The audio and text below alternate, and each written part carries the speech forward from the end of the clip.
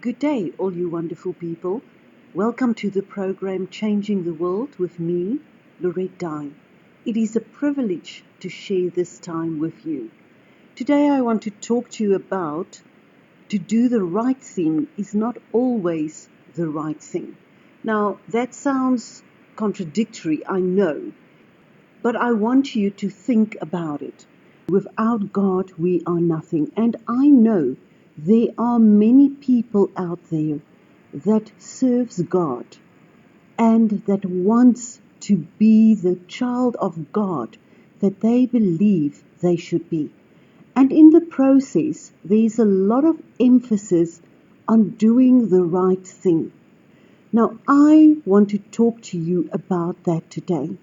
And I want to maybe even shock you a little bit and hopefully challenge you by saying that doing the right thing or what seems like the right thing might not always be the right thing. I can say it in another way, that what looks godly is not always from God. And this is a crucial mistake that I've seen that people make in their lives. They so badly want to be the perfect Christian. They so badly want to be who they believe God wants them to be. And then at the end, they make the mistake to listen to people. Sometimes it includes that the word is taken out of context.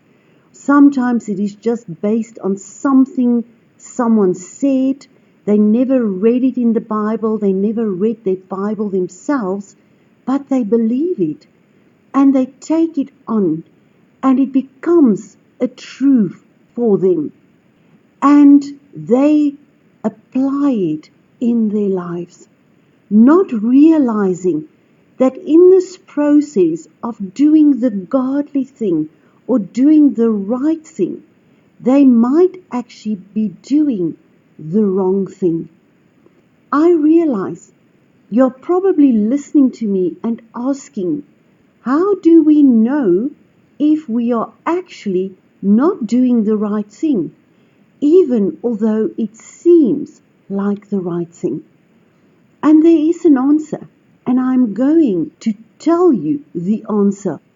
Now, before we talk about how do you know when you are doing the right thing, and the right thing is actually the right thing to do, I want to give you a few examples that you understand what I am referring to when I say doing the right or the godly thing is not always from God or the right thing to do.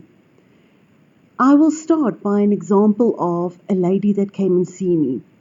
She told me how she was used by God to prophesy in their church, and how she changed and affected many people's lives, and how God really spoke through her, and how often people came to her and said that she was so accurate, and it could only have been from God.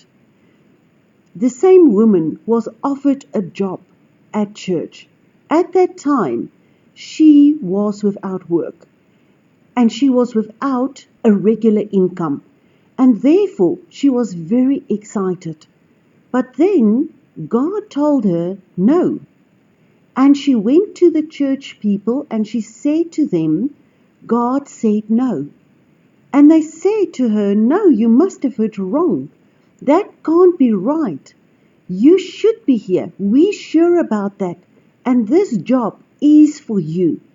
And then she said, yes, maybe I heard incorrectly. Maybe you're right. And she took the job. And when she came to see me, I asked her, how is it possible that you trust God and what you hear from Him for other people, but when it comes to your own life and you hear directly from Him, people could make you doubt yourself, and that you actually turn away from what you hear from God and you listen to people? The problem is that the moment we do that, the moment we put our eyes on people and we take it off from God, the moment we look with human eyes, then we are making a mistake in our lives. We can't not listen to God. We can't allow that people tell us what is the right thing for us.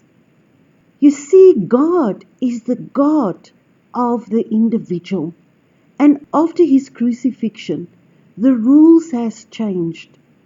There's no set of rules like in the Old Testament before Jesus was crucified that applies to everyone. Things has changed. And now we are led by the Spirit of God.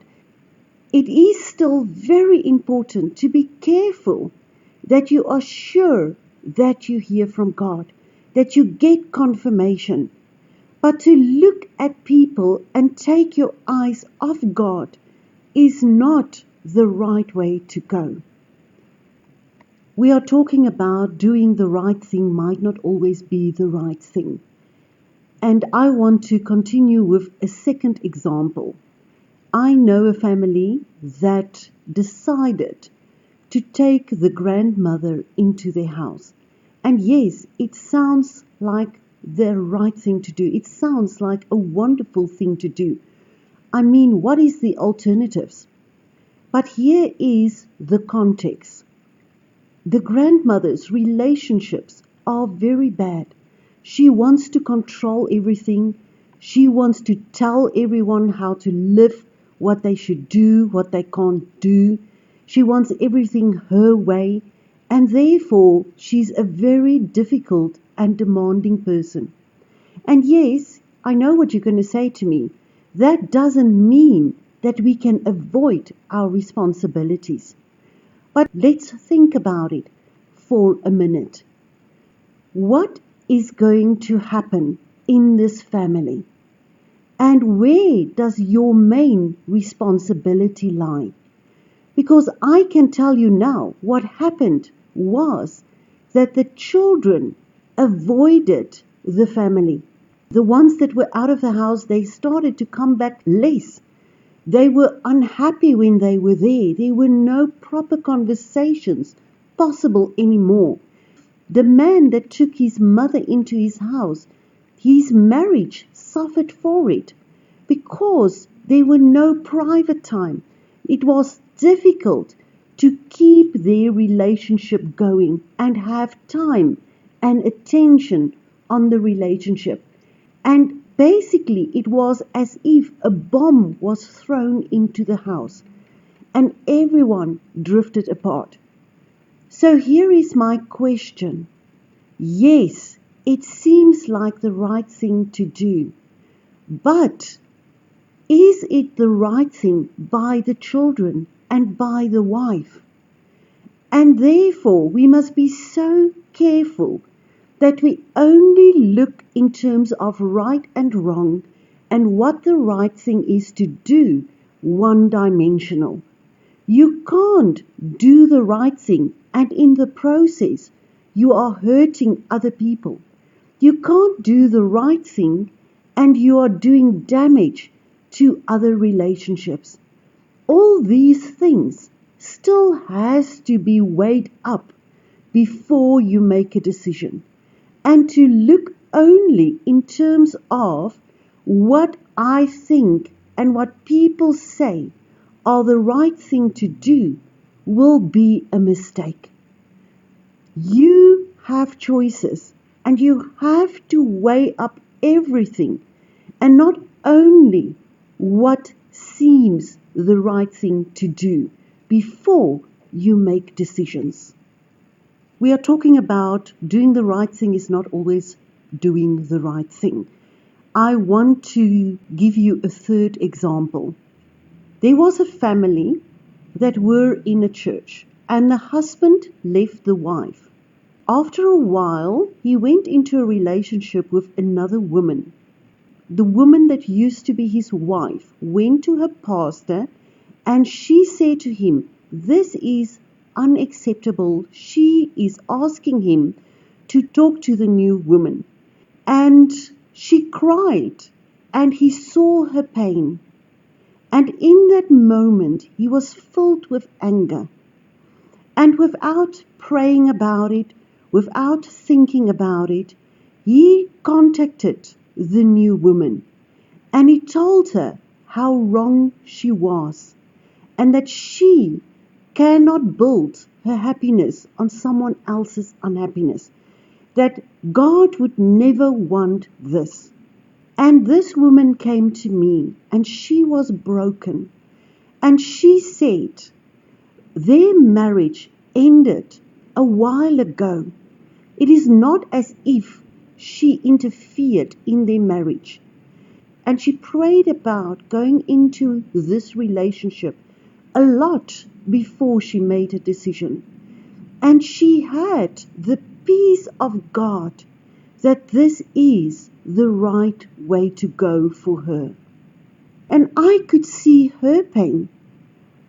You see, the problem is, if we look at a story from one side and we make our decision on what is right and what is wrong, and again look at it in a rigid way and without knowing the full context, we could be wrong in our assumptions. And even if you are a preacher, just to jump to conclusions without going to God and praying about it, and just decide from your own perspective and from your limited knowledge what is right and what is wrong, is not okay. We need to move under the guidance of God and never from our own emotions or our own perspectives. And also, let us always remember that it is not for us to judge. It is not for us to look at other people's lives and make decisions on their decisions, on their actions, on their lives. But leave it for God and trust God to work in every person's life. Doing the right thing is not always the right thing, or doing what seems godly is not always from God. Now, I hope with the examples that I've given you today that you hear my message and what I am trying to say to you. I am trying to say to you that we shouldn't look at the world and at other people's lives and at our own lives through human eyes. We shouldn't make decisions on our perceptions of what is the right thing to do. Life is complex and there are many different things that play a role. And at the end of the day, the only way that we can be sure that we are doing the right thing is if we make sure that what we do is in the will of God. I said it before, God's will is where God's peace is, and we can only find it at the feet of God. We need to sit down, we need to take time, and we need to hear from God and make sure that our choices are the right ones. We should stop listening to people, as the rules are not always applicable to every situation. And we tend to take it out of context and look at the rules in a very one-dimensional way. People listen to people, and people take things out of context from the Bible. And we don't truly read our Bibles ourselves and we don't go to God for all the answers. If that is true for you, I want to encourage you today to be careful when you make decisions, to be careful what you use to base that decisions on, and that you look at God as the final authority in your life and look at Him for answers. Don't be in a hurry, don't be impatient, don't rush off in your own direction based on what you think is the right thing to do. But stop and sit at God's feet and wait for the right answer for you and for your life. As we get to the end of our time together, I want to leave you with this verse. Mark 7 verse 7, their worship of me is worthless. The things they teach are only human rules. And in Colossians 2 verse 22, these rules are talking about earthly things that are gone after they are used. They are only human commands and teachings. So let us be careful that we don't look at the wrong things and base our lives and our truths on that. You listen to Changing the World with me, Lorette Dye. And remember, changing the world starts with you. Don't let the day go by without laughing, dancing, singing, and sitting at God's feet. I am, as always, grateful for this time that you spent with me. Be safe and be blessed.